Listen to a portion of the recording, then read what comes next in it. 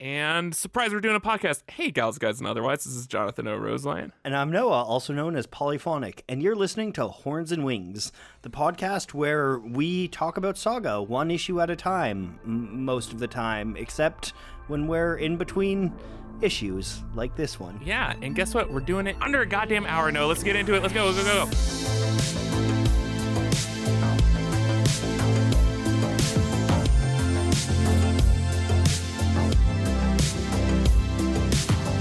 All right. Faster, Noah, faster. All right.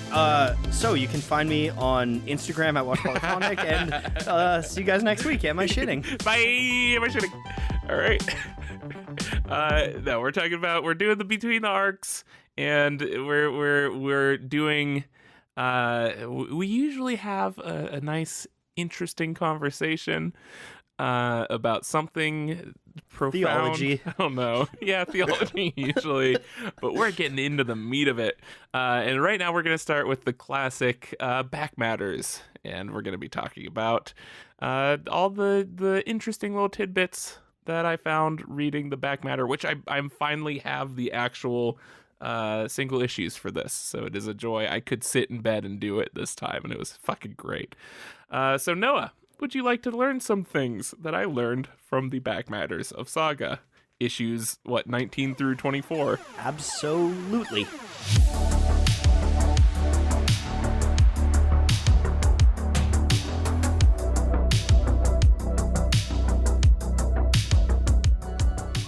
Okay, there we go. So first of all, just a phrase that I found, which I think you'd appreciate, and it is just the phrase, testicularly well endowed. If you could guess who that's about. Are they talking about my boy? We are still, to this day. I think they are talking about my boy. The legacy of Fard lives on forever. We're still talking about Fard. And that is because the costume contest every year is the ill-advised Saga costume contest or something. And it was called ill-advised specifically because he thought people were going to do Fard cosplay and did not want to see any of that. And we still have yet to see Fard cosplay. I'm going to Google Fard cosplay. Except in my bathroom mirror every morning. In my bedroom every night. Google Fard cosplay. Noah, I'm going to go ahead and say, for your own sake, don't. Sadly, there's really not much. There's a great Isabel cosplay, but that's not Fard. I want to do a nice, from the waist up Isabel, from the waist down Fard cosplay. Fardzabel? Crossplay. Also, the interesting thing is that Clara is apparently the easiest character for him to write, which is interesting because he's not an older mother. I wonder if Clara is based off his mother. That might be it. I mean, he's in the letters pages. He's usually very sassy and short with people. Well, so that adds up. When we say that too, also like sassy badass mom energy has appeared in a couple other Brian K. Vaughan things. Like that's Yorick's mom in Why the Last Man. Yeah. Very much fits that archetype too, right? Oh yeah. Yeah, no, I can definitely see that in quite a few of his characters. Yeah. So yeah, that's interesting. Also, something that I that really registered with me, because he's talked a lot before about why the comic has the tone it has and why he does the evil things he does to characters. But one that really resonated with me was when he was asked about why he kills off so many beloved characters. His answer is, the series deals with life during wartime, so senseless deaths of undeserving characters will be unfortunately common. And that adds up.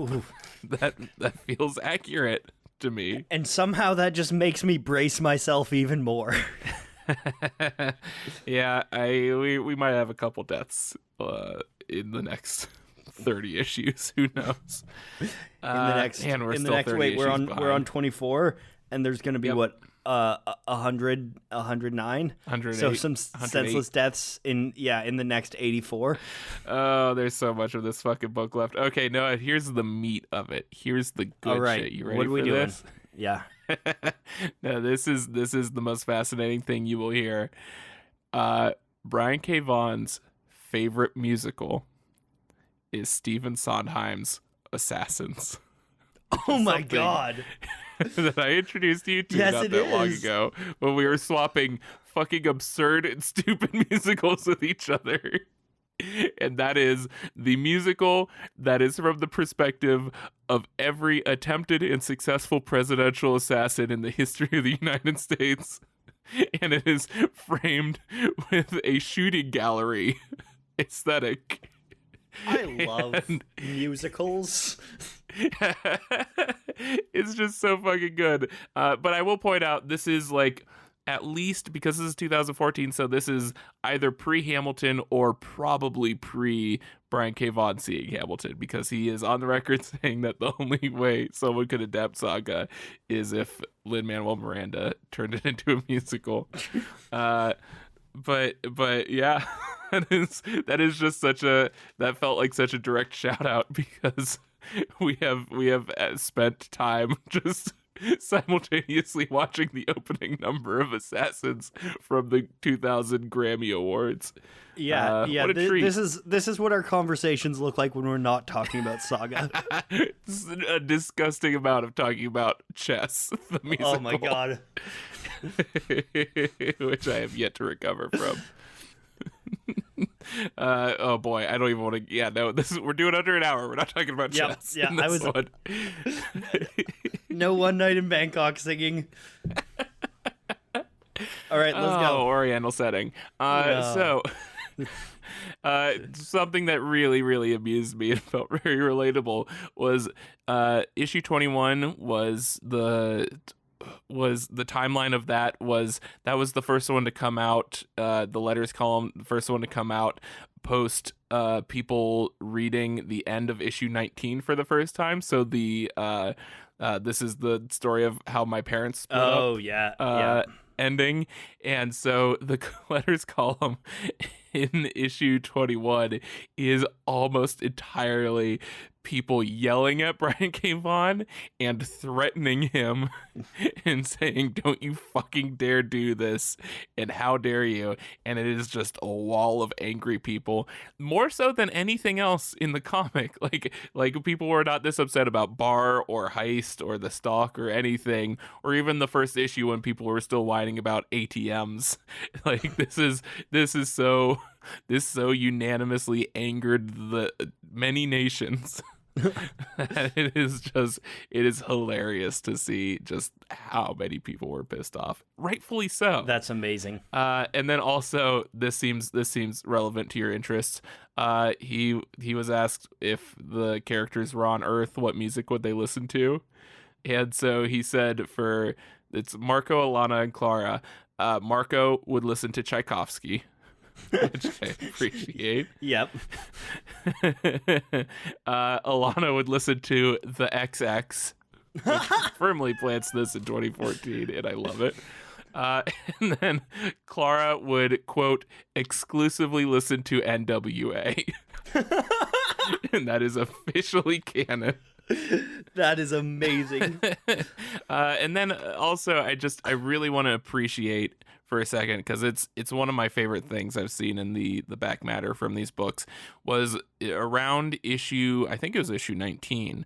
Brian K. Vaughan brought up this idea that Robert Kirkman had brought up as a joke years earlier, and that was because they have consistently not done any variants. They would occasionally do variants for a certain shop or just for shop owners, but they had not done any variant covers for Saga, just because it is so uniquely Fiona's art and not having anyone else attached to it.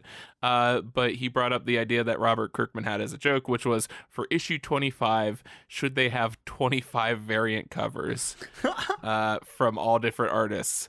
And if that would, because he knew that some people were fans of variants, and it's cool to see other artists take on their characters, but also like it can lead to a lot of comic shops trying to order all of them and then having all this stock that they can't Yeah. sell. And or there's a whole thing with the comics bubble that showed up in the 90s of having all these collector's items things and upcharging and having all these versions, and they would lose readers from it, even though that specific issue would sell really well because it was a bunch of collectors hoarding all the issues and stuff and ruin comics. So variants really do not strike a good chord with a lot of people. But he said he just let us know, which was so fascinating to me, that a creator would do that and be like, hey, you make this financial business decision for us. I would actually say, which is really interesting, if you want to see some other artists' takes on Saga art, if you buy like Saga Book 2, the big hardcover one, the bonus material they have in the back is actually a lot of different artists doing their interpretation of Saga stuff. Not exactly variant covers, but kind of variant covers. Right. Yeah, I think that's in a couple of the trades and stuff that are in there too. So go check it out. It's totally worth it. Would you want variants? Would you want 25? No. Would you want 25 variants? I just love the way that everything in Saga is such a clear, cohesive image. I would not want to taint that. So the readers agreed with you, and in issue 22, Brian K. Vaughan said that it was like 10-1 people did not want the variant covers and wanted to keep it just Fiona, and so he said they just weren't going to do it. Which is fucking awesome. And I think that is such a healthy, we see so many things. We've seen this with like fucking Lord knows YouTube, where it's just like, yo, we're rolling out this thing right now, fucking deal with it, no one wants this. Yep. And like there's such a lack of listening to feedback or even considering the idea of asking for feedback. And so it's so refreshing to me to see like, hey, you're the actual fans of this and you're the people who care the most. Do you want this? And then getting no as a response and then not doing it and probably losing out on a good chunk of change from it, because I know I would have bought a like every issue of every artist that I liked of that 25, probably not all 25, but I would have bought a bunch of them, and still like that. Yeah, it would sort of dilute the whole thing, because it is so that's almost like having an issue that is not written by Brian. Yeah. Where it's just like, that doesn't feel correct. That's exactly what I feel, which is part of what makes Saga such a rarity in comics, right? Absolutely, yeah. All right. Any more back matters? Just the most important one, Noah. Oh. And usually we had respite from this before for one of the Between the Arcs, but unfortunately, back to back, we have run again into the 2014 Saga Reader Survey. Woot woot. So Noah, we are canceling any other plans we had for tonight. All right, We are saying goodbye to our loved ones for the time being. We're tapping into canned foods, rations, getting into the bunker. So please, hey everyone at home, I'm so pissed. I just realized that I don't have beer. You know what? No, I'm gonna pour a nice glass of whiskey. Some Jim Beam for this one. I'm gonna grab a beer too. Then I will return in a minute. BRB. The magic of sound editing will make it happen just like that. Nope. I'm gonna snap my finger. Pure silence. Pure silence.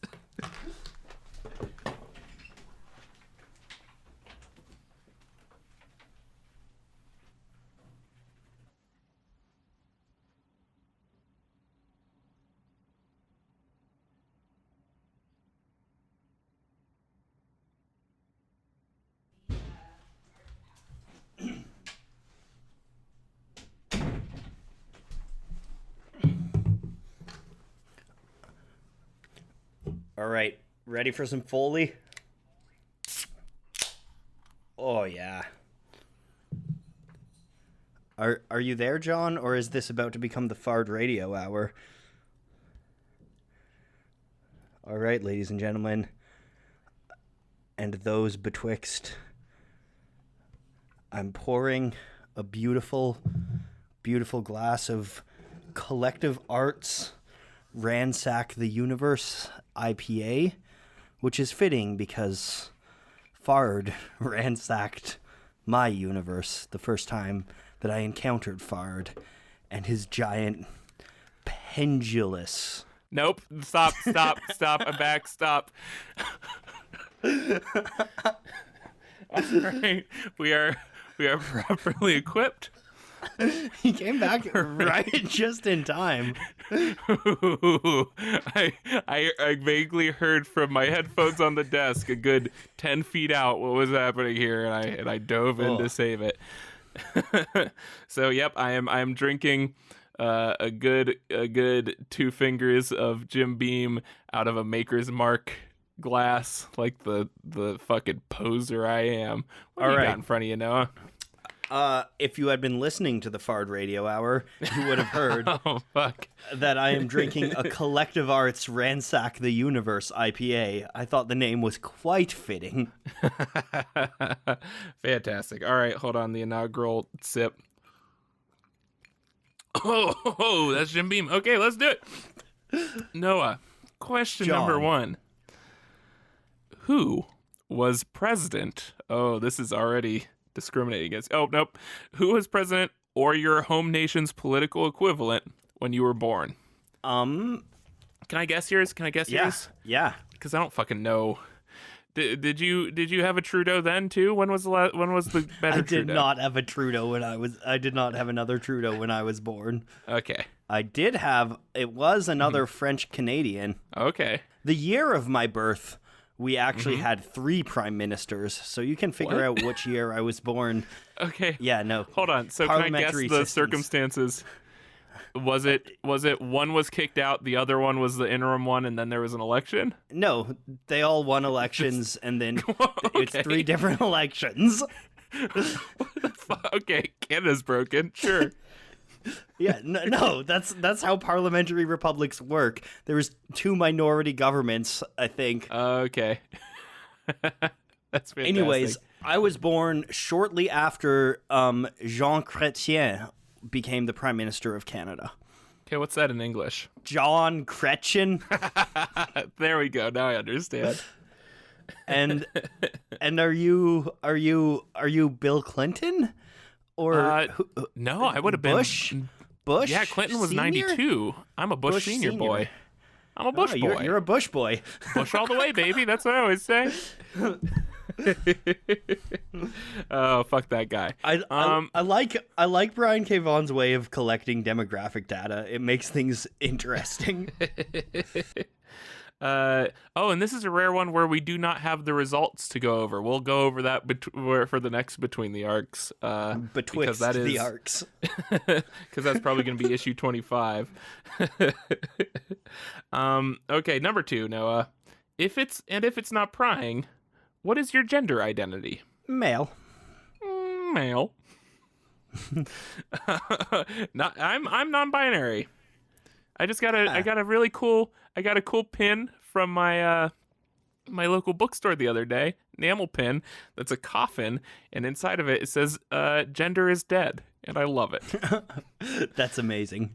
But yeah, I've always been I've always not really bought into that stuff, and in my life and the things I can enjoy without expectations have improved greatly from it.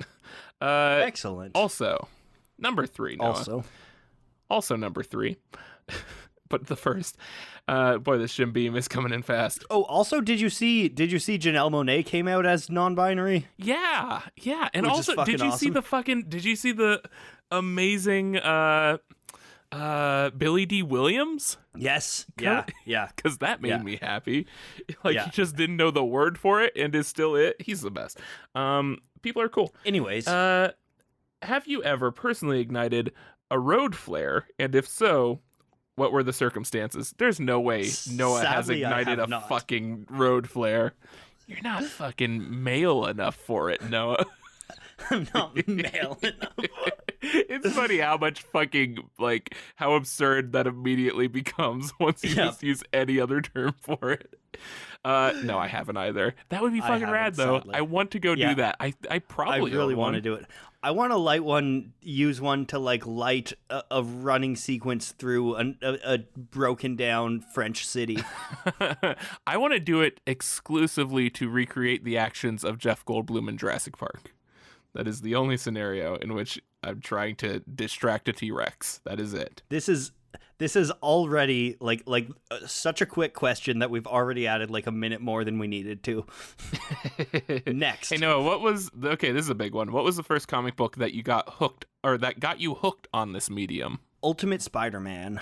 Ooh, when I was like, what year did Ultimate Spider-Man first come out? 2001. That was the lead up to the movie. Okay, that would have been yeah, that would have been when I started. I think my older brother gave me the first trade. So Ultimate Spider-Man, I read a ton of Ultimate Spider-Man, a bit of other Ultimate Marvel stuff, but starting from the time I was a kid, read a ton of that, and then I think another big one actually is Runaways. My sister got me into Runaways, and when I was a little older, probably like I think that Runaways kind of started kind of my current love affair, and also Sweet Tooth actually. That adds up. Yeah. I think you just described the three things you care about, so that makes sense. Yeah, no, for me it's kind of tricky because Hooked in my mind is like when I started consistently reading them, because I grew up like 40 minutes drive from any comic shop, so I could never get comics, and that was like pre them consistently selling them in bookstores and stuff like that. So it was something that when I could get a hold of one, I loved it and would read it over and over and over, but I could never get a hold of them. But I think I moved down to Florida when I was 15 and actually went to comic shops to play Yu-Gi-Oh! And became good friends with the comic shop owner there, and he started suggesting all these things, and so that's when I didn't start doing single issue stuff, but I started getting like all of the classic graphic novels. So Sandman, I got all of their obviously Watchmen, Sandman was pretty formative for me too. Yeah. I feel like Sandman is the first one that really, like, that was the first one I binged. That was the first big series with multiple books. Yeah. For me, that's Sandman, and actually the entire original Civil War arc. I read that when I was like 14. But actually before that, I think when I first got on my sort of graphic novel spree was picking up, because this was between Dark Knight and Batman Begins, so that's when I started getting all the classic Batman graphic novels. So Dark Knight Returns, Year One, even like The Man Who Laughs was a good one. I read a lot of Batman in between Dark Knight and Dark Knight Rises. Like I read like Long Halloween and like a lot of these things. Oh, fucking Long Halloween is so damn good. Dark Victory, actually, I think Dark Victory is, I like it more. I don't know, it's a good one. There's so many, like, when it comes to just straight up like isolated stories in graphic novel form, Batman cannot be touched. Like it is, it's so fucking good. Batman can't, in the superhero realm, Batman can't be touched. Well, I don't know how many isolated stories there are about other characters, so I'd argue, period. Unless there's a bunch of like Essex good County. Sherlock Holmes. There you go. I Persepolis, Mouse. All those classic Mouse books. That's my favorite franchise, is the Mouse franchise. No, you said like isolated stories. Yeah, I'm talking about like multiple stories about one character. Oh. So okay. That's why I'm saying like, as a series, like, what character has the best? I thought you were saying literally the opposite. Yeah, no. No. I'm saying like, what character has the largest, like the largest swath of amazing singular stories that you can dive into any of them. Like Batman is amazing. Definitely Batman. Actually, speaking of that, Arkham Asylum: A Serious House on Serious Earth was one of my love it. earliest comics that I really loved. Fucking Dave. Yeah, Dave McKean. God damn. Yeah. So unique. All right, and that was another one. I will give a quick shout out. If someone is at least partially responsible for me majorly getting into philosophy, it was Grant Morrison, and like the fucking Invisibles and Doom Patrol and Animal Man and all that good shit.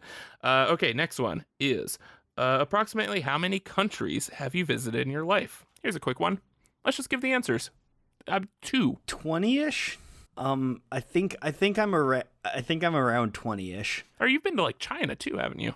I lived in China. I've been to. Yeah. Let me see if I can name all of them. So Canada, Quick obviously. answer.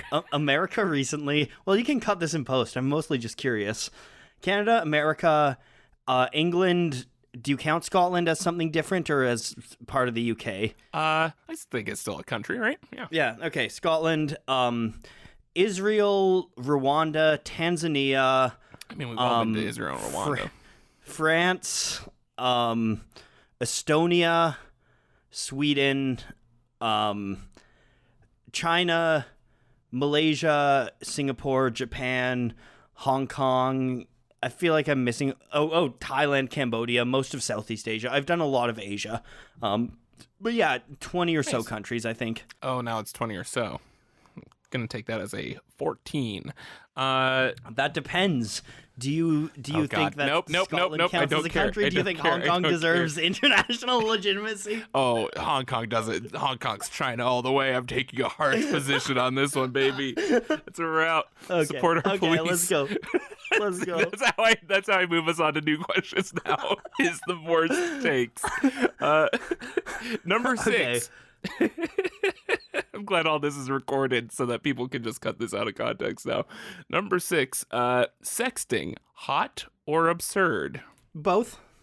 Why? Yeah. Why can't it be both? Here's the thing. Yeah, I feel like most things are absurd, especially like modern things. Just out of context, so many things are just fucking dumb. So that's they're Camus. Honestly, that's that though. I think both. Haley and I were in a long distance relationship for a good 6 or 7 months, so I'm gonna say sexting is a must in that scenario. I think when you're away from someone and like traveling or distant or something, you do what you have to. Next question. These are such 2014 questions. It really is. Hey, where do you fall in the birth order? Oldest, youngest, middle, or no siblings at all? You unfairly stigmatized only child. Can you guess? Ooh. Guess mine, and I'll guess yours. I'm gonna say you're youngest. Of how many? Fuck. I'm gonna say 3. Youngest of 5. Wow. See, I knew you had I've heard reference of brother and sister. So I'm 2 sisters, 2 brothers. Technically, it's a split family, so 3 of them are half siblings. Technically. That's what we're doing. Okay, no. What am I? I consider them full. I have no fucking clue. Only child. Wow. You're not an only child, are you? I actually listened and cared and used what I knew about you. I am, if we're including halves, I am the youngest of 3. Yeah, I actually knew you had halves. Yeah. Yeah. No, I have a half brother who's like 40 something, close to or 50. I think like he's old. Yeah, my half siblings are all in their like 30s and 40s. Yeah, and then I have my full sister who's like 2.5 years older than me. Yeah, you've mentioned her. Yeah, no, I just don't listen. Next question. Number 8. What was the last great novel without illustrations that you read? Oh shit. What was it? Does a short story collection count? No, novel. I'm gonna say novel. Novel specifically. What was I reading before this? I'll say one I remember that I read this summer that I thought was really, really compelling was The Power. Who is it by? Naomi Alderman. So it's really cool because it's a really kind of like pulpy sci-fi thing. But it's also really compelling where basically the story is that women suddenly develop the ability to like electroshock men and give them pain, and it's about like the decline and fall of the patriarchy under that. It's really, really compelling. Oh, cool.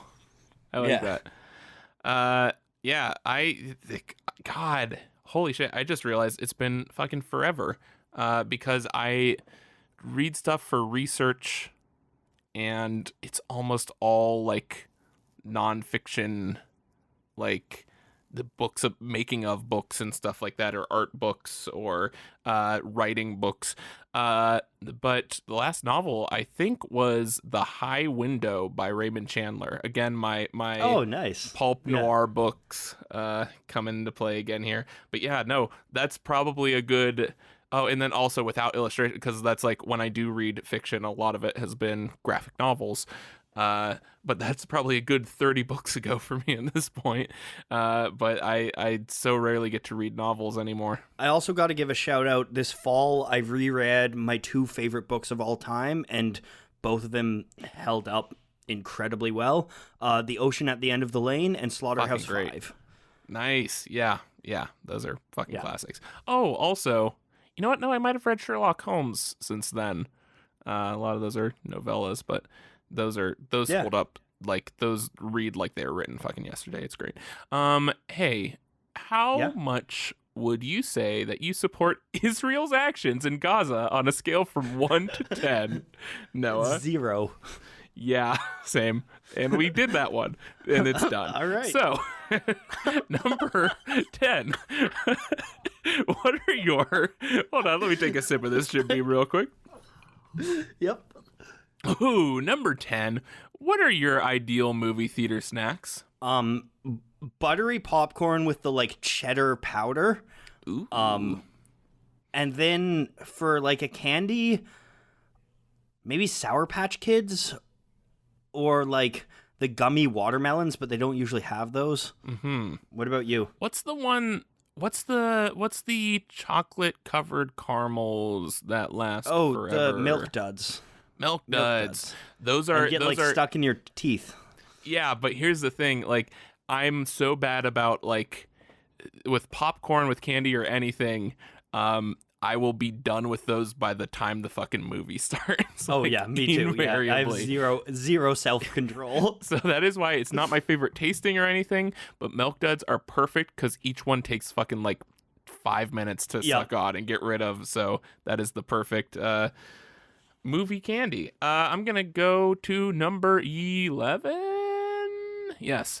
Do you think your parents are proud of you? Yes, they tell me often. I have very loving and Nice. supportive parents. Cool. Yeah, my mom actually listens to this podcast. She's a fan. Oh shit! I'm She sorry, John's mom. But What's her name? I Is know. it Colleen? Yep. That's a mom name guess. Yeah, that's it. You fucking see, you listen, Noah.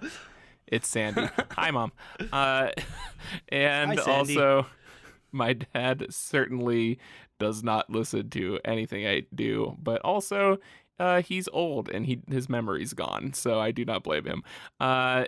Have you ever gone hunting? It's literally, that's my nice way of saying my dad has demencia, and there's no non-depressing way to talk about it. But he was proud of me. Just a light fun between We did the not arms read talking these about questions Israel and beforehand, Palestine. so we just got a bunch of Talking Israel and dementia dad questions here. All right, have I ever gone hunting? Yes. No. That is the fucking pastime of where I'm from, is hunting. I've gone hunting for snacks at the Quickie Mart down the street. Wow, that is immoral, Noah. And I have come up with big scores. What a good answer to that. I have Carrollton, Ohio. That is like the thing to do, is go hunting, and I have never done it because that I could not. I'm not capable of it. I can't kill stuff. I can't kill bugs largely. I'm the fucking worst about that. Noah, 13. What is your kryptonite? In the sense of like if you put it around me, I am useless and can't do anything. Chocolate chip cookies. Yeah, chocolate chip. Chocolate chip cookies are my weakness. I will. What is I the will perfect eat, like, amount of chocolate chip to light cookie ratio? on the chip? Light Really? on the chip. Yeah, people Interesting. overload the chocolate. You really want a very I very want light on full the chips. chocolate. I want a little bit of cookie in there. No. No, It you want depends it to on the be quality more of chocolate sweet chip. than it is rich. Oh, that's what I want? Okay, good to know. Yeah, that is what you want. Kryptonite. I'm going to say like a major like awful weakness for me is I hate wind. I hate wind, Noah. I legitimately You hate wind? I hate it. Gives me anxiety. It's a weird ass phobia of mine where if I'm standing in wind, like I have trouble breathing. It's almost like you know how how did you live in Toronto? fucking poorly. Noah, I hated it. No, it's like you know how like if you have a snorkel and you put your head underwater and you try to breathe through that, like you get like breathing anxiety. It is that with like strong wind. And also I live in the fucking Midwest now, so I've lived in nothing but fucking like tundras that have like just big old wind machines. That is called Mother Nature. That makes it sound like it's like the windmills that windmills make wind. Yeah, that's how it works, right? I'd also That's say how on the wind not on the energy like works. not on the I love it so much it cripples me side, more on the I hate it. I don't like horses. I am afraid of horses. They are really? scary motherfuckers. Dude, I have noticed because there's been I've for whatever reason I've seen a lot of horse media lately. But there it makes me so nervous anytime an actor just walks behind a horse. And just in my mind, I'm just like, you're gonna get fucking murder kicked. So I grew up in a small town, and the fair would come to town, and there would be like horse barns, and we'd take a day off school and need to walk through, and you'd walk through this barn, and it would be dark, and it would smell like shit, and there would be these giant fucking hulking beasts just waiting to kick your skull in. I don't like them. That sounds like there's I hate horses. I hate them. There's a part in the old, now defunct Jaws ride at Universal where you go into this dark boathouse and you're stuck in there with Jaws, and that's kind of the picture you just painted for me. That is. We did that every year at the Metcalf Fair. I love it. Number All 14. Right. If you were on Celebrity Jeopardy, which charity would you be playing for? Oh, that's tough. So the charity that I have probably actively supported the most is Amnesty International. I'm a regular donor for them, and I really support what they're doing. But I think if I was on Celebrity Jeopardy, also just given who I am and my brand, I think it would be like some kind of like girls rock camp charity. Or something like that. Like I think that I've donated an ad spot in a video to one girls rock camp charity. I forget the name of it. Wow. Let me look Piece this up of so shit. I can plug them. You Fucking do your thing. garbage. Fix this in post. My Riot Girl video is You figure it out. I'm gonna give a quick plug to the Trevor Project. Women's Audio Mission. Oh, go ahead. The Women's Audio Mission. Yeah, what were you plugging? Trevor Project for largely LGBTQ plus teens who are dealing with bullying and suicidal thoughts and all that stuff. They are a great resource for them. It's a fucking great thing. But go ahead and give guitars to girls, I guess. Hey, go ahead and empower women to change the world and drive the culture which takes down the patriarchy. Because they can only do that with guitars, Noah. You're right. Wow. Okay, so 15. What is the worst thing you've been called? Oh, God. I mean, have you seen my comments section? Oh, I love what's the worst thing I've been called most recently? Probably a neolib. Fucking see, that's the thing is like I feel like so many of the things I get called are like such compliments and like people who SJW? have like it's like fucking social justice warrior. It's like fucking yeah, thank you. That's so badass. Yeah, no, a lot of people commented on my Hong Kong video insinuating that I was I only did this video as part of the neoliberal agenda to progress American imperialism. Yeah. So that's what probably a clear most understanding recently. of that situation. Yep. Yeah, that's. Oh, that's great.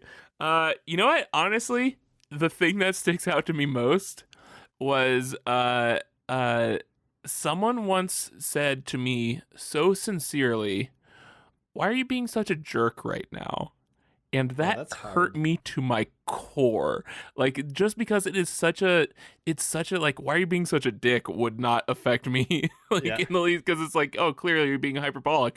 But that is such a like sincere and subtle and painful way to call someone. So Yeah. anytime that I've like been sincerely hurt by someone now, like I'll just say like, you're being a real jerk right now. And it's so fucking effective.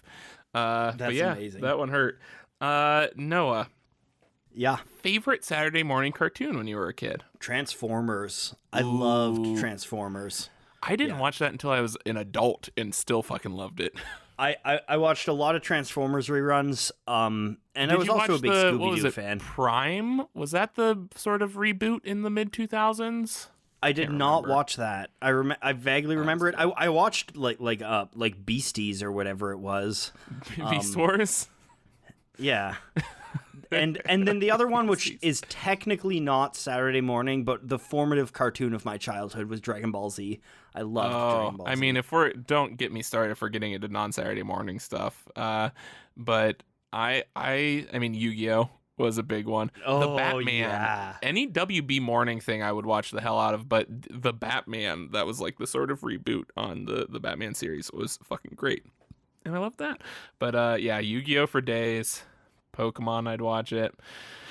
Good shit. Noah, John. what is the most embarrassing thing about your current browser history? Ooh, I'm gonna just click on mine. Oh, let me see. The fact that I needed to Google the charity that I was trying to plug that I donated a thing to. Really, most recently, there's actually. You want to know what the most embarrassing thing in my recent browser history is? Fard cosplay.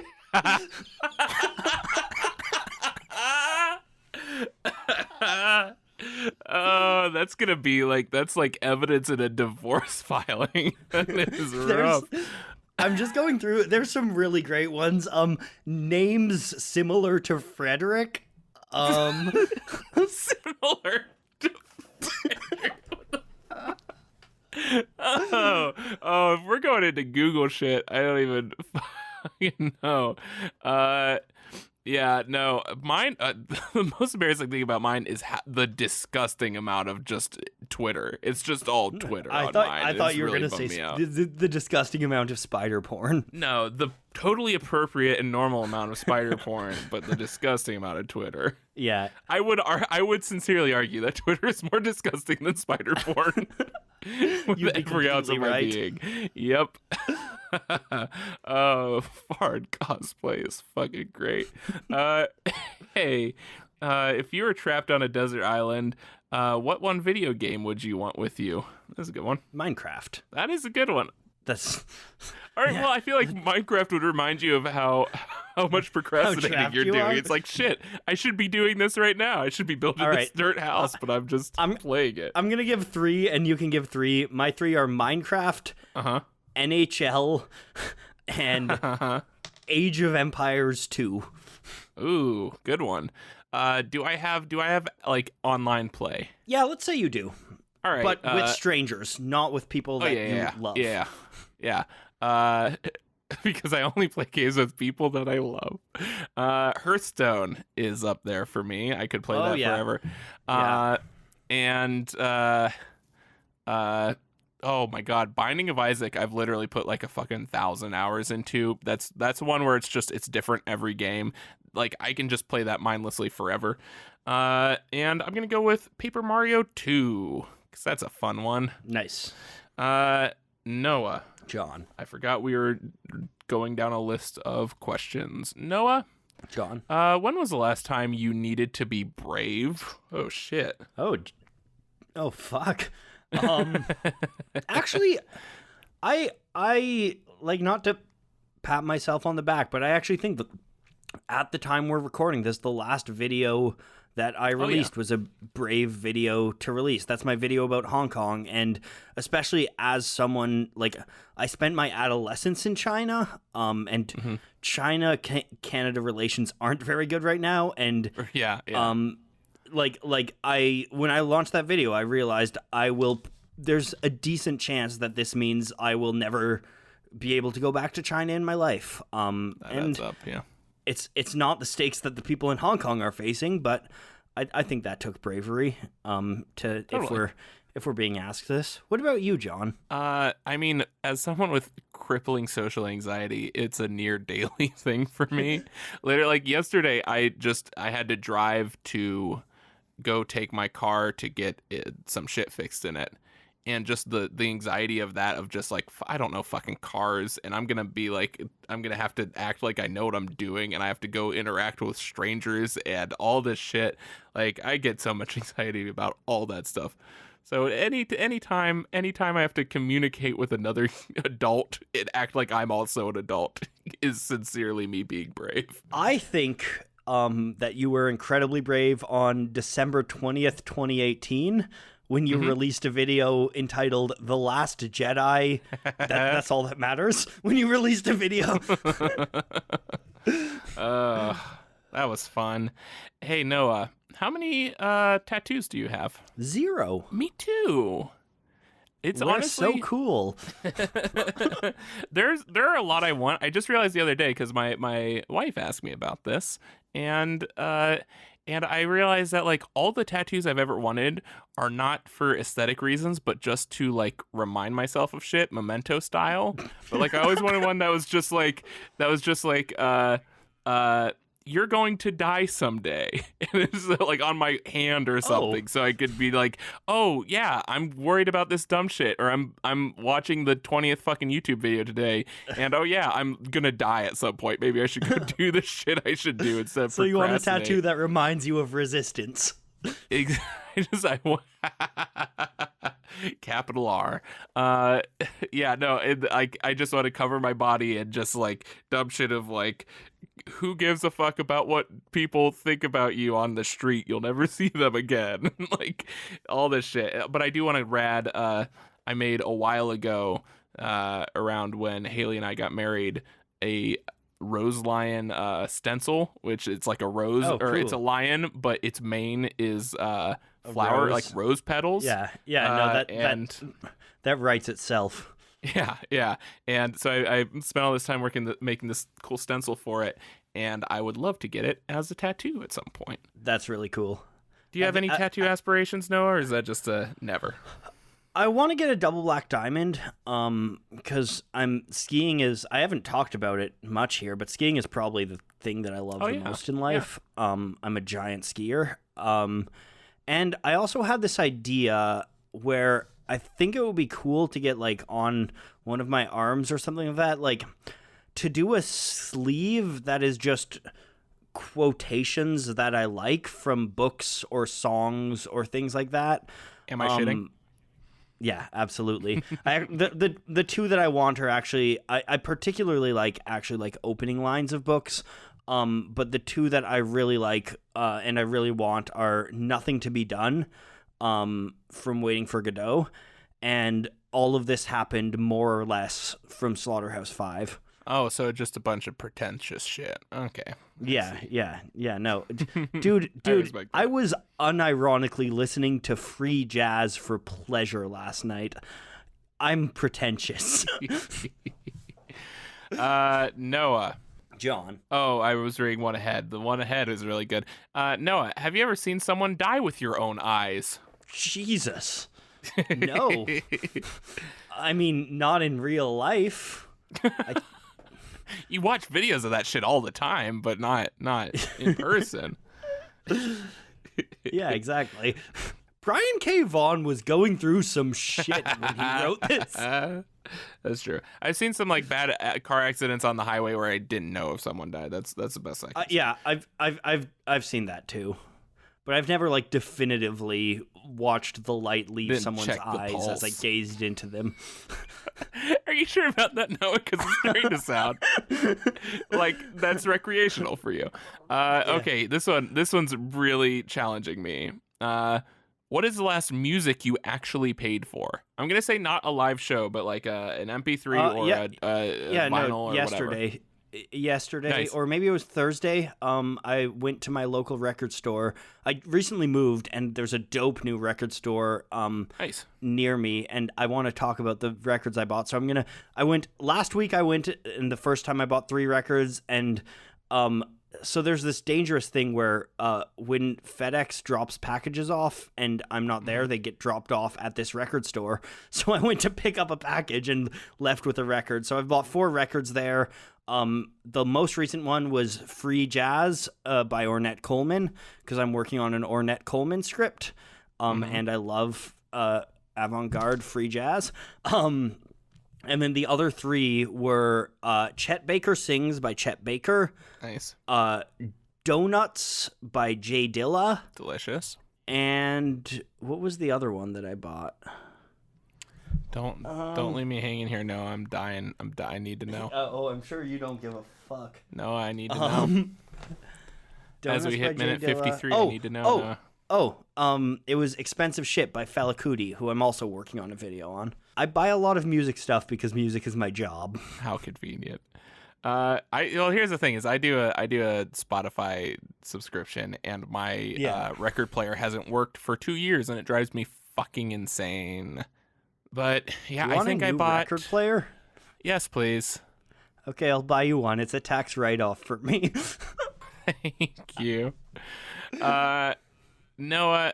Oh wait, hold on. I gotta do mine. Last music I bought was there's a local band that does Steven Universe inspired songs, and I saw them live and I bought their CD. That is. And I don't remember their name, but go look up Steven Universe inspired songs, St. Louis. That is the most on-brand thing I have ever heard for you. 23. We're almost done here, Noah. How many alcoholic beverages, do you normally consume in a week? Truthfully, I'm a one-fer. I'm gonna say if we're just talking like a beer at the end of the day or something, once or twice a week for me, and that's mostly because I'm broke. I drink pretty regularly, but in small amounts. Yeah. Like I would say I probably drink like 10 to 20 drinks in a week, depending on the week. But that's very much in like 1 or 2 beers a night kind of way. Right. And maybe like 3 or 4 on the weekend or something like that. Like, yeah, I get drunk maybe once a month. And then the rest of it's just like, I want to chill out and have a nice buzz. Yeah, I think the last time I was legitimately drunk was New Year's Eve, but that's kind of expected. Next. Noah, 24. Do you think college is important? Ooh, I like this question. Yes. Yeah, I don't think it's the only option, but I'm also taking this to mean university because college means something different in Canada. Yeah. They're interchangeable here. I think, well, they're kind of interchangeable, but not really. They're interchangeable here.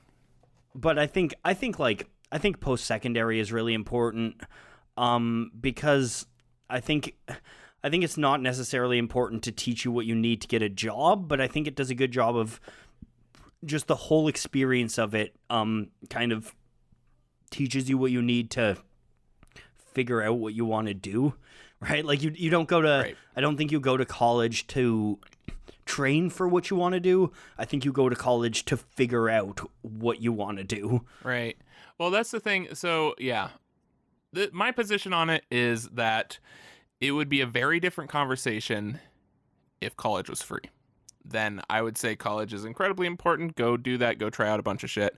But the problem is like, I'm talking from Canada where college isn't free. Yeah. It's still way too expensive, but it is significantly cheaper than your backwards ass third world fucking country. Because here's the thing: if I can go back in time and tell, like, here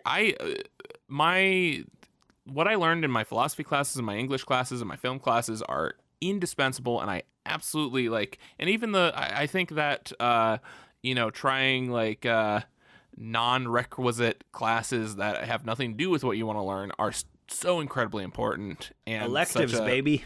Yeah, exactly. And I think those are so eye-opening. But also, if I could go back and tell my past self to not go to college, I absolutely would. Because now it's like, yeah, I got a bunch of rad education and sort of figured out largely what I wanted to do. And it only cost me $50,000 that I haven't fucking put a dent in. And it's this just is like, why you hope that Joe Biden wins the primaries, right? yeah, that's exactly it. It's one of those things where it's like there are a lot of, if your passion is one of those things like being a lawyer or something where you need a degree, fucking go do it. If yours is a creative art, that's very murky. That because you can fucking Skillshare will give you just as good of an education in a lot of these, and a lot of it's social, a lot of it's having a lot of it depends on what kind of education you need. So like there are people who work better in groups or with people to ask questions from, but there's so many factors. I think the thing about if you're doing something creative though is that I think college exposes you to more ideas, and I think at the end of the day, like,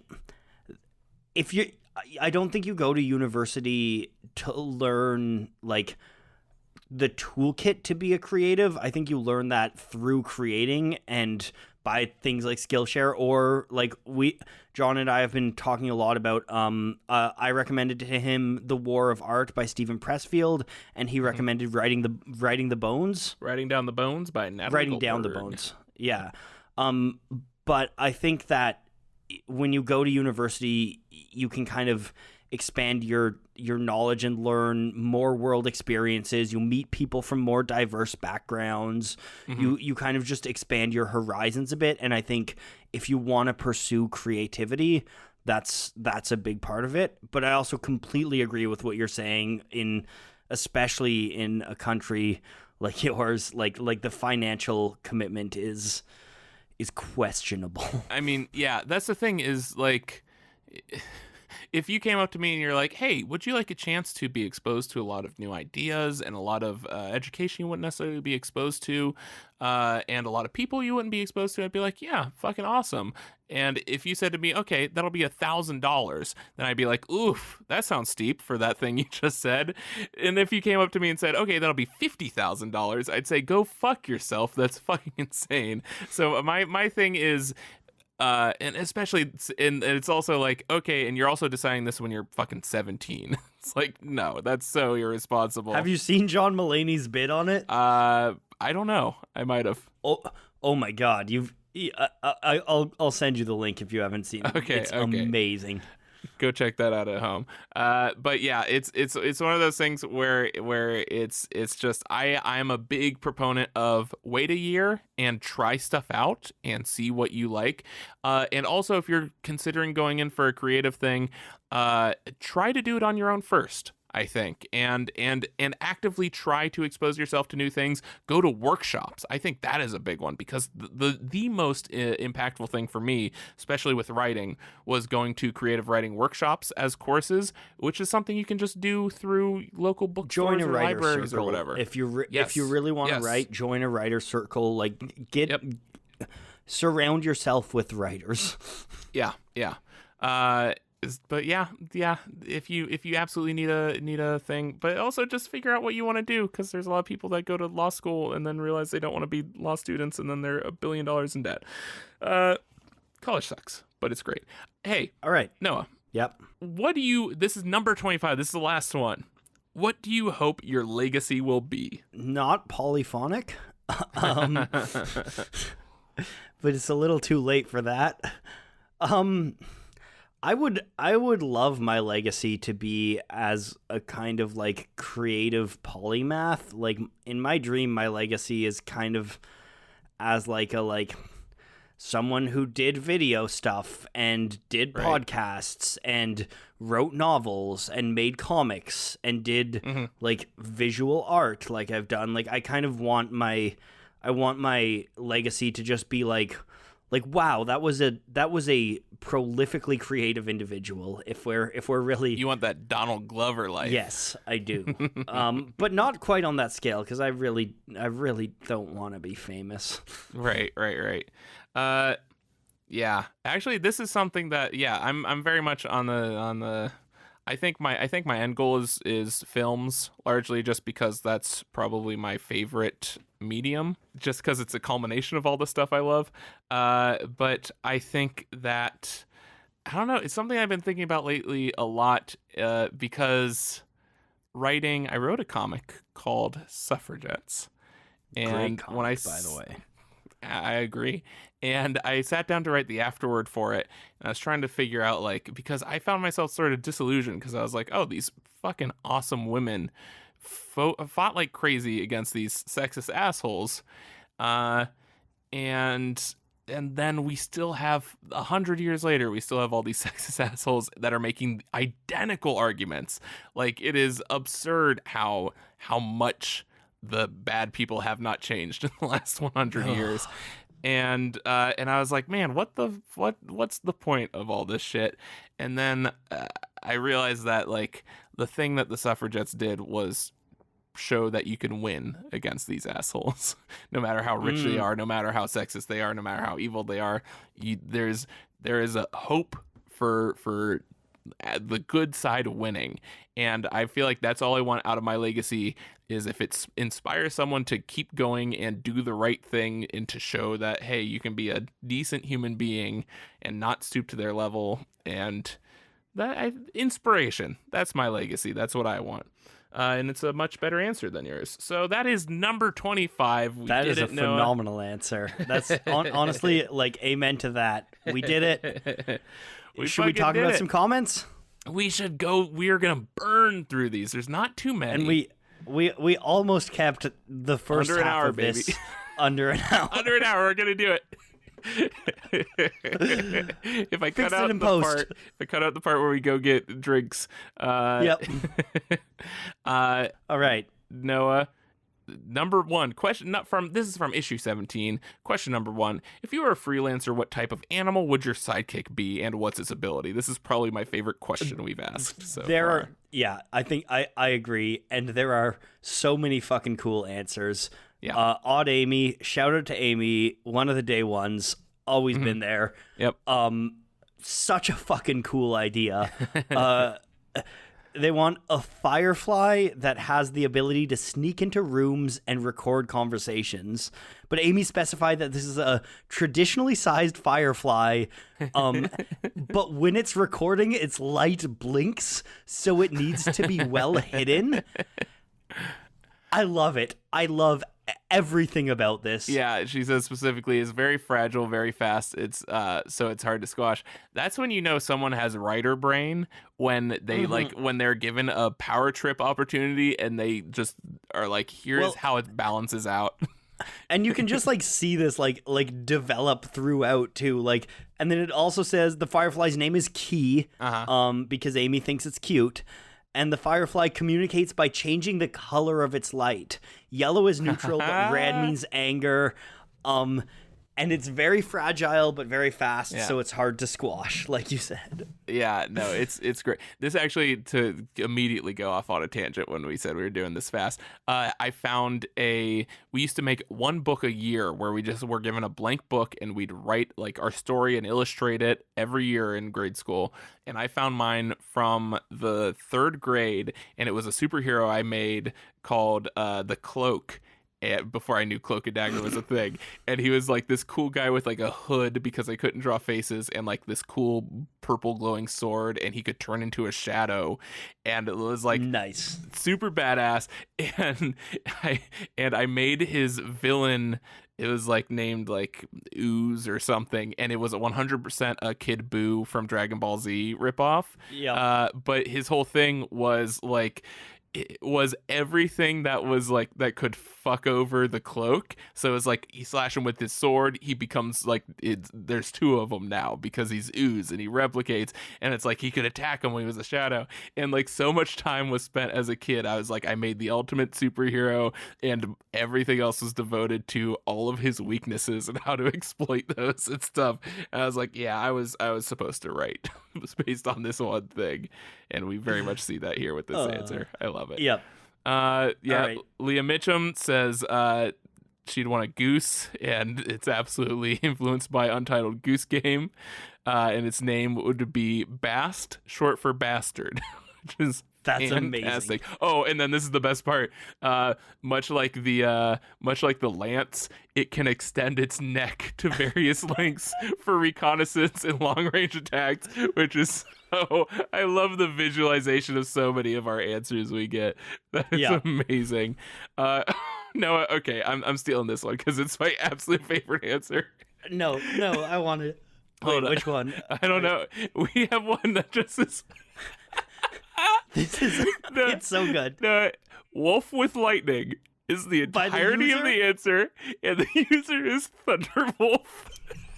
Yes, Thunderwolf. Yes. What a fucking bias. That is so funny. Classic. What do we got for Hat Eating Cthulhu Goat? We've gone 3 without bringing up Hat Eating Cthulhu Goat. And Hat Eating Cthulhu Goat, another day one. Big surprise here. Wants a goat. But they say they want a bear-sized goat. Oh, specific.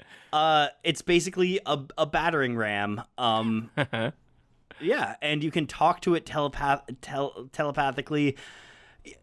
I love you, Hat Eating Cthulhu Goat, but build some downsides into your sidekick. I do take a lesson from Odd Amy. That seems like such a good, like, I would love to see a freelancer pop up with a fucking battering ram goat. Yeah, that's so that's so good.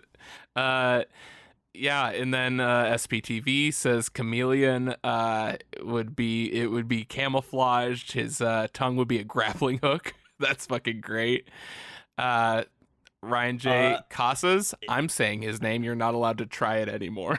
We're going with Casas. Cass-ass. Not Cass-ass. Casas.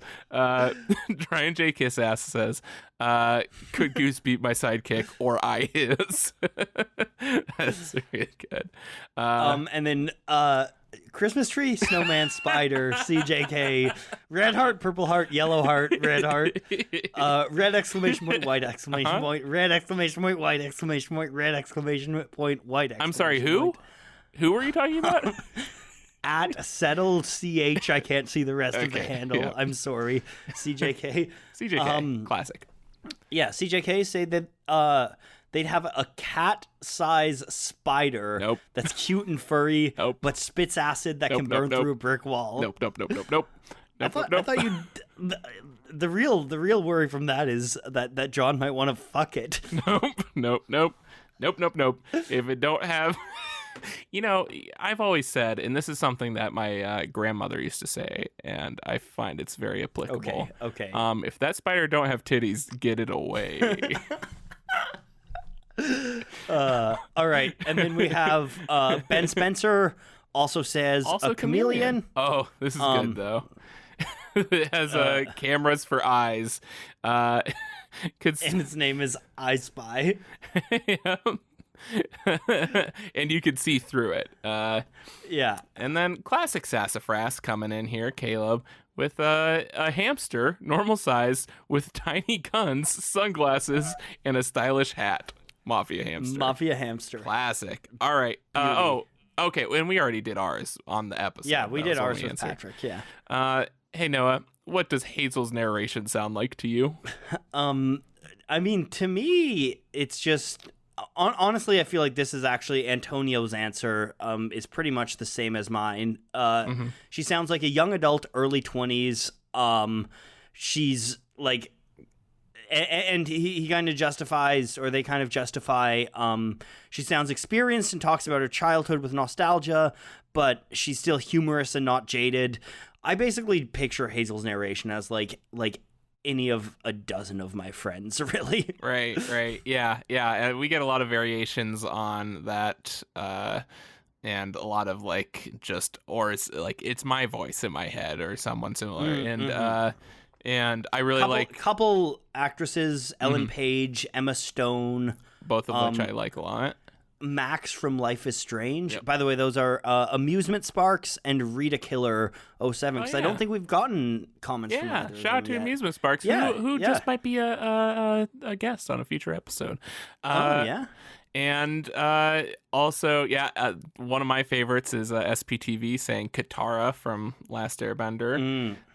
Noah, have you watched Last Airbender yet, Noah? I've watched a bit of it. I haven't watched all of it. I want to watch it so I can watch your video on Last Airbender. No, it is sincerely, you'd love it. It's sincerely one of the best written shows in history. Like, it's so satisfying. I've really enjoyed what I've seen. I think probably like half of the first season. It is the singular show. I've never seen anything else that does this, where it gets better every episode up until it peaks at the last episode. Like, it does not overstay its welcome at any point. It just gets better and better and better throughout the whole series.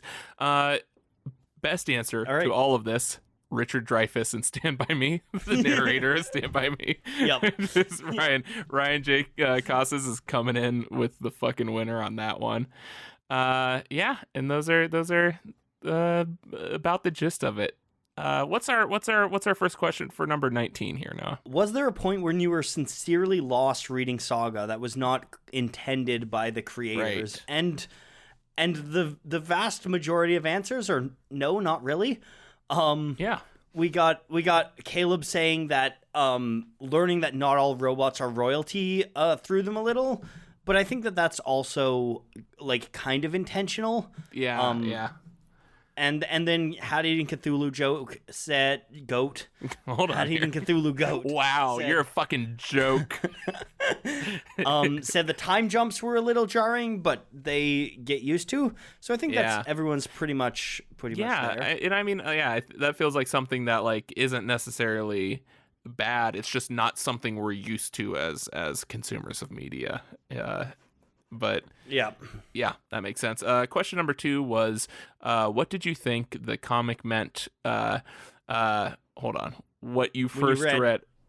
This is how my parents split up. Yeah. So what do you think they meant by that? Which we now know was not the obvious choice. Yep. And CJK apparently predicted perfectly. What's their name? It's of course Christmas Tree Snowman Spider CJ. Hold on, Christmas Tree Snowman Spider. CJK here. What's going on? I've never actually taken the time to analyze what the fuck these emojis are. I think CJK used to have different ones, and this was during the holiday season. Yeah. Okay.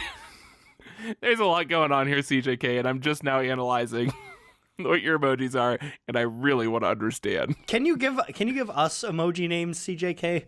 Please and thank you. Yes, please. That is the one assignment for this episode. But yeah, they managed to call what exactly was going to happen. Them literally getting split up. Caleb says was a little scared this was the end, which is interesting. Like, we didn't know. Up until fairly recently, we did not know what the end of this series was going to be. So yeah, that is actually terrifying. That didn't occur to me, because at that point, like, I was on the trades and I knew more issues had come out. So yeah, in the moment, that must be fucking scary. Thunderwolf, classic Thunderwolf, says, yeah, definitely divorce. So yeah, they threw a lot of people off with that one. And then Hattie and Cthulhu Goat says, I didn't think. I made a sound a dog makes when you punch it in the head. Then I kept reading in terrified anticipation. But also, hey, cat eating. Oh boy, it's cat eating Cthulhu joke. Let's see how much we can fucking change this name. But that is a very unique New York name. Hat Eating Cthulhu Goat. Please stop punching dogs in the head. Yeah. Go on record with that one. And that's the last of the questions for number 19. And we certainly didn't ask any other questions. Wait a second. What does the Burble Boy sound like? So I don't know what this is in response to. But Your response? Polyphonic at Watch Polyphonic replied, "Fuck you, John." That is specifically me coming in with the surprise, what does the purple voice sound like? When we said no more voice questions. Yeah. CJK, apropos of nothing, says Fard talks like Sylvester the Cat. I don't need that. I'm gonna reject that. That's not my headcanon. Yeah, nope. Okay. Okay. Yeah. So Caleb says it's an accent, but it's not the accent, but the language. Oh, see, this I really like. There's some interesting really cool, stuff here. Yeah, the idea that Open Circuit is supposed to be all types of people can watch it. So the purple text translates person to person basis.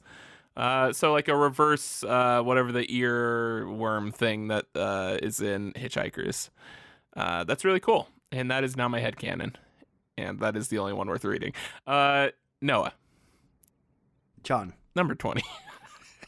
What was a fuck yes drug moment for you? Ooh, we gotta answer Please these. use drugs responsibly and legally. Caleb coming in with just a gif of what's his name, Thomas Hayden Church, just saying hugs not drugs. Hugs not drugs. A lot of people saying they haven't done much drugs, which good for you guys. I'm glad for you. Yeah, I'm glad you're a bunch of fucking lame-ass nerds. Why you don't listen to our podcast, or you're going to be such a bunch of fucking dorks. Do what? Noah, tell them how it's done. Noah, tell them how it's done. What's the best fuck yes moment for you for drugs? Just show them what they're missing, Noah. Well, because you're cool, right? Noah, you're cool? The first time... Cool? Noah, the first time I did... Noah, are you cool? Let's call it...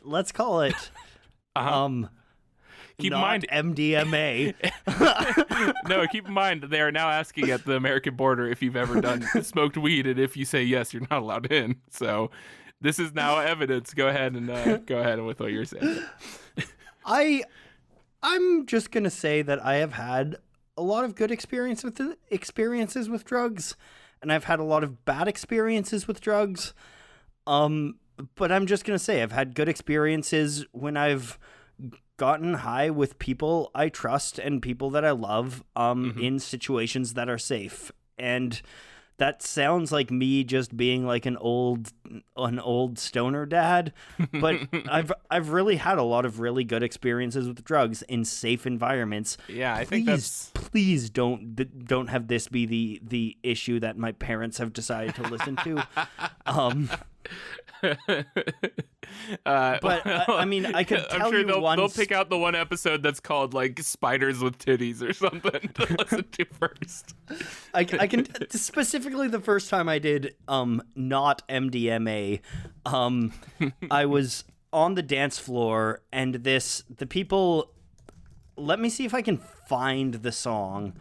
The people played this song called I Just Want to Be Your or Ladybug, parentheses, I Just Want to Be Your Ladybug by Bumblebee Unlimited.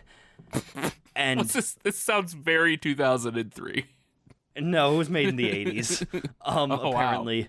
Wow. Okay. But I just got to tell you, it was one of the most transcendent musical dance experiences I have ever had. Dude. I still distinctly remember that. I could not tell you a single other song that played that night, but that song was playing as it hit, and I can tell you it was divine. I will say, like, fucking everyone shits on EDM. It is the new fish, where it's just like, if you are in the right space with the right things in your system, it is magical. I will here. I'm gonna John, give. What's your fuck yes? I'm gonna give a pro. I'm gonna give a fuck yes, and then I'm gonna give a quick cautionary tale too, which is going to be the most embarrassing thing I will ever say on this podcast. But first, the fuck yes. More embarrassing than your theological takes. Those are the smartest things I've ever said, and justified the existence of this podcast. But my fuck yes moment is actually like. In defense of weed being because I said earlier, crippling social anxiety, and that very much applies to how I speak and especially reading aloud. I don't know if I've ever successfully read a line out of this comic without fucking up one word in the length of how long we've been doing this goddamn podcast. And that's always been an issue for me, is I will get two in my head and I always assume like, oh, I just don't read out loud enough and I just suck at it. I got high with a friend once and we watched Blade Runner, and oh my god, yes. Yeah, it was like we were doing like the whole, like we did Blade Runner, we did 2001, we did Under the Skin, like just all the perfect high movies. And but we did Blade Runner, and the opening crawl is like fucking 4 paragraphs long, and I just started reading it out loud, and I did not fuck up a single word. And I had the clarity while reading it. I thought to myself, wow, I am not fucking up a single word of this. This is crazy that I can do this while still reading it out loud. And just like it whatever anxiety that was causing me to fuck up words when I read them aloud was just gone. It was obliterated. And it was one of those weird, like, I unlocked that part of my mind moments, and it just fucking blew my mind. I'm actually allowed to say this because I live in Canada and it's legal. But like, if you're being safe and consuming weed well, it's fantastic. Mm-hmm. Just delightful. Oh yeah. Also, it like, I just like it for like, oh, it helps me fall asleep at night if I do it. I fucking rarely do it though, because it is still illegal here, and I have a wife they can deport. But I will say, here's my cautionary tale, and I don't want to dwell on this too long. So I think it was the first time I smoked weed. I was with this girl, and, and she's like, hey, you want to smoke? And I was like, sure. And so I smoked, probably way too much because I didn't know what the fuck I was doing. And eventually her and I are making out, and I'm like, wow, this is a crazy experience. This is magical.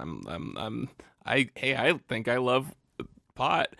And then I realized, like, mid one of these thoughts, wait a second, my mouth is doing the kissing, but I don't think anyone's kissing me anymore. And I realized, I opened my eyes and realized that I had been making out with no one for multiple seconds at this point. And she's just staring at me. And she's like, are you good? And I've tried so hard to play it off. And I was like, yeah, what's up? And she's like, oh, you just seemed really into it. And I was like, oh yeah, no, I'm good. Yeah, no, this is fine. And like, in my mind, I was like, can I make it seem like she's too high for this? And that she imagined this? But me wanting to crawl under a rock more so than every fucking moment of my life is me realizing, like, oh, I'm doing my mouth motions of making out with someone and no one's receiving this. It's the most mortifying shit. So now that's out into the universe. You can all appreciate my stupidity. The one comment we got talking about the fuck yes moment, was by Hat Eating Cthulhu Goat. God, I feel Cat like eating like, Cthulhu joke. Yeah. I feel like I'm like influencing vulnerable youths to do drugs, which I mean you probably should, but do them safely, please. Yeah. Like, yeah. Don't get arrested. And don't do anything that is in like a pill or powder form if you don't know what's in it, because like fentanyl kills a lot of people. Yep. Anyways, Hat Eating Cthulhu Goat said, the thing about blunts is sometimes people forget to tell you that they just handed you one, and sometimes you don't know, and then you end up smoking in the way you would a cigarette, and then you end up sitting on a leather couch, and you get the distinct feeling of slowly sinking into warm jelly, and you become convinced that you have in fact become one with the couch, and then you realize that being a couch actually fucking slaps. And let me tell you, Hat Eating Cthulhu Goat, I relate to every aspect of that story. Oh, I love it. Yeah. We'll leave this subject saying, it's totally cool if you don't do drugs. Like, you're not, no fucking judgment. You do you. No pressure. Yeah. Try something, then do it in a safe way. If you don't want to, fucking don't. Issue 21, number 1. what do you infer about this creator religion based on the book cover and dialogue we get? So that is issue 21. We see the winged soldier with the book saying there in the minutes and hours and seconds, etc. And we got some interesting shit. I'm going to start with my favorite one. And it is Odd Amy pointing out that it's funny that I mentioned clocks because she noticed that the shape on the cover actually has 12 sides, much like how clock faces have 12 numbers. And so the idea that it is a religion based on time. I love that. I think that's so cool. Odd Amy, I hope you're a writer, because you have really cool ideas. Oh, totally. Hey, Odd Amy, send us some writing if you have any. We'll check that out. Anyone, if you want to send us writing. Oh, yeah. Go ahead. But also, why aren't you fucking commenting if that's the case? But for real, send us some writing. I've been answering a couple questions from people about podcasting and writing and stuff on the very Twitter, and I love getting those. I know people think they're being inconvenient, but I sincerely love it. I made a YouTube channel called Make Stuff that is to inspire people to make stuff. I love that shit. The other main religion one is CJK, who says any religion that calls its deity creator sounds like a cult to me. So this seems like a Heaven's Gate or People's Temple situation. Yeah, or they're playing the creator from 2006 era Yu-Gi-Oh, which was a big one. The only difference between a religion and a cult is the number of followers. I mean, what? Who? What? No, I never. What? Who? We're not talking about that. And let's go ahead and lop off just one more section of our audience before we move on to this question. We can just cut that. We'll fix that in post. I said puppies are cute. That's what I said. Okay, so what do you think Sandtrapped is about? That's the Diaz-old heist thing. Yep. So we got Sandtrap from CJK again. Sandtrap is 100% / fanfic of Star Wars Sand People and Morpheus from Sandman, which I would read the fuck out of. Yep. Yes, please. Odd Amy ties it into the time religion and says that they think it's like based. So Odd Amy said, I don't know / care what Sandtrap's plot is, but based on my logic for question 1, maybe the book is a commentary on that very creator religion. 2 time books for the price of 1. That's great. To really toot my own horn here and embarrass myself further, back when I was in a band and writing songs, or this is pre-band, this is just when I was writing songs in my half a basement apartment at like 17, 18. One of my favorite lyrics, and I thought I was a fucking genius, was in reference to the futility of life. I wrote the lyrics like, we're all building sandcastles in an hourglass. Okay, can we, completely unrelated, when we run out of things, can we send each other lyrics that we wrote in high school and do dramatic readings of each other's lyrics? Fucking yes. I still have recordings that I made on like my digital camera. That are garbage. You don't think that I have some intrepid recordings left over from my high school band? I mean, I still have your girls just want to have fun on this very podcast, so we are already fucking peaked. Also, I think just not in response to these questions, Cognitive Dissonance had a great comment about the needle in the eye. Yes, I included that. Yeah. So Cognitive Dissonance said, I always felt that Robot 4's screen image at the end of the issue was in reference to a broken promise. Cross my heart, hope to die, stick a needle in my eye. 4 promised to protect his family, and he failed. Ooh, fucking devastating. That's fucking heavy. I love that. Great. I love Good on that. you, Cognitive Dissonance. And then, of course, it's something that I don't even remember the context of this, but I totally agree with, is because we threw out in passing something about God, what was it? Do you remember who it was that was? Oh no, it was Alana and Marco, and how we were like, yeah, they're both kind of fucking up in their own ways, and I think one of us said very Walter White and Skylar from Breaking Bad. Yeah. And then Cat Eating Cthulhu very, and I refuse to say it correct ever again. Very aptly points out, come on, guys, that's a very crass comparison. Like, Walt is an emotionally abusive asshole from Gaslightsville, Kentucky, and Skylar is his victim trying to regain her agency against a sociopath. I don't feel like that fully maps onto this situation. You are 100% and you right. Are completely right. And thanks for calling us out on that. Yeah, I've always been so fucking bummed out and perplexed by the people who are just like, Skylar's awful when Walt's out murdering people and shit. And being the worst. So yeah, thank you for calling us out on that. We love call outs. And then finally, we had no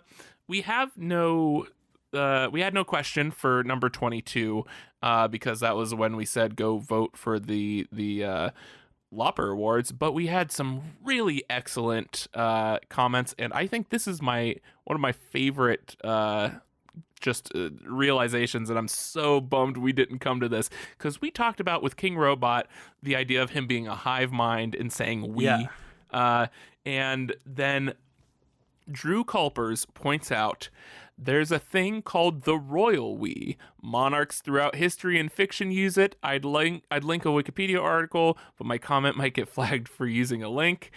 That is fucking brilliant. Yeah, that is like exactly what's going on here. Good job, Drew. Great reading. Yeah. And the fact that and also good job to BKV for combining a fucking hive mind and the royal we is the best shit in history, and King Robot is my favorite thing ever.